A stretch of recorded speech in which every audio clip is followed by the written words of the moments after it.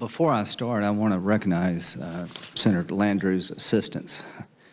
I cannot tell you how much I appreciate what you have done to help us in South Carolina keep this program on track. And as to the Madam Chairman, I think you've sort of nailed the dilemma we have. We've got two worthy goals: modernize our nuclear deterrent force and making the world a bit safer. And I'm going to be a bit harsh, so don't take it overly harsh. Yeah, don't be too sensitive.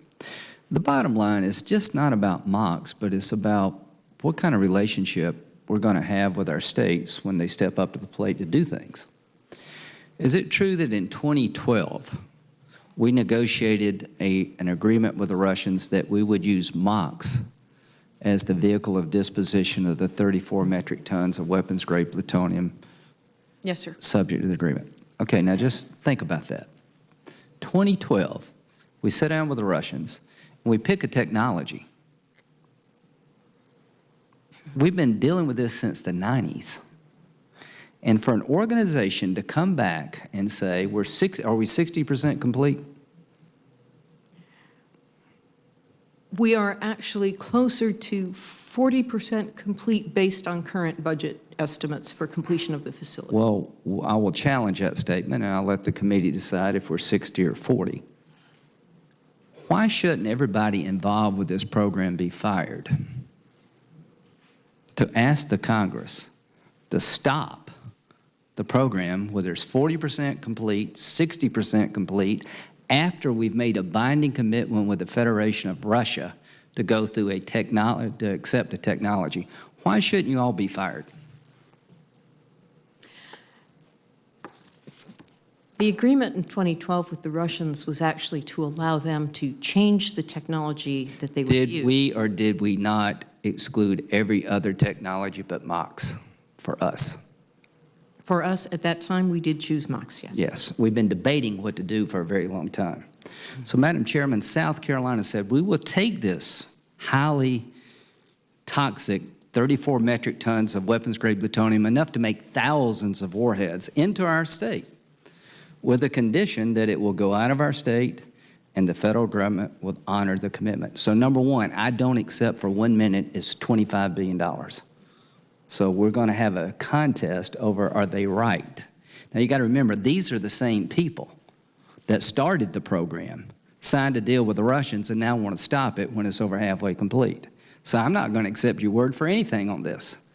Secondly, you're now telling the state of South Carolina, well, let's start over. Let's wait another year, another 15 months. To accept this material, to begin with, we had one hell of a fight in South Carolina where the existing governor said, don't accept this deal with the federal government, they will leave you hanging. Say the last. They will leave you out to dry. Because DOE has a bad habit of starting programs and stopping programs because they don't know how to finish a program. And that's going to affect the states eventually. Let me tell you about a success story. We had 50-something tanks of high-level nuclear waste from the Cold War. We make tritium. We did make tritium, and we still do at Savannah River Site for hydrogen weapons. We agreed to leave some residue in the hill of the tank rather than scraping it complete and sending it to Yucca Mountain, which doesn't exist. And that would save $16 billion over the life cycle of the tank farm for the department, for the federal government. And we would accept a moderate risk level, almost, I think, very inconsequential environmental risk. You got our communities to save the government $16 billion. Now you're asking the state of South Carolina, our friends in Georgia, to accept the proposition that we've negotiated a deal with the Russians, and I don't look forward to talking to the Russians about changing any deal, because God knows what relationship we have with the Russians today. So, Madam Chairman, putting this in cold standby should be an affront to this committee. It is an affront to the people of South Carolina. And this idea of diluting plutonium and saving $16 billion is just an idea that I think will never bear fruit. Do you have an agreement where to put the diluted plutonium? Can you put it at the whip? Have they agreed to accept it? No, Senator, we have not engaged in that kind of discussion. The WIP was used as a reference case in a preliminary analysis of the various. So you're going to start one program, and you're going to look at another alternative with no agreement as to where you would put the diluted plutonium that you can inform the committee of. Yeah, this is a first cut at that, as Ms. Harrington suggested, over the next 12 to 18 months. General, you're a fine man, but why should this committee stand by and accept this from an organization who picked a disposal path, put it in an international agreement, has been sitting on the sidelines watching this program for 5 years, then all of a sudden at the 50 to 60, whatever percent you want to agree upon, say, let's start over? That cannot be the way we deal with the state of South Carolina. It cannot be the way that this committee allows the Department of Energy and the NNSA to operate.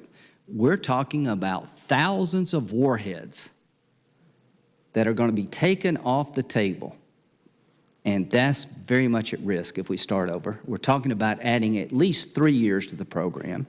We're talking about breaking 50 U.S.C. 2566, which requires 1 ton of plutonium to be processed through MOX or shipped out of the state of South Carolina by 2016, or pay my state $100 million a year for 5 years as a penalty that I wrote when we first accepted this to give some assurance to the people of South Carolina we would not be left holding the bag. I don't want the $100 million. I want the MOX program to go forward because there is no viable alternative. It makes no sense to stop now. And if you want to reduce costs in MOX, I will sit down with the contractor and DOE and make sure it is as cost-effective as possible. Thank you, Madam Chairman, for recognizing the dilemma we're creating by destroying the non-proliferation budget, because that's what we're doing.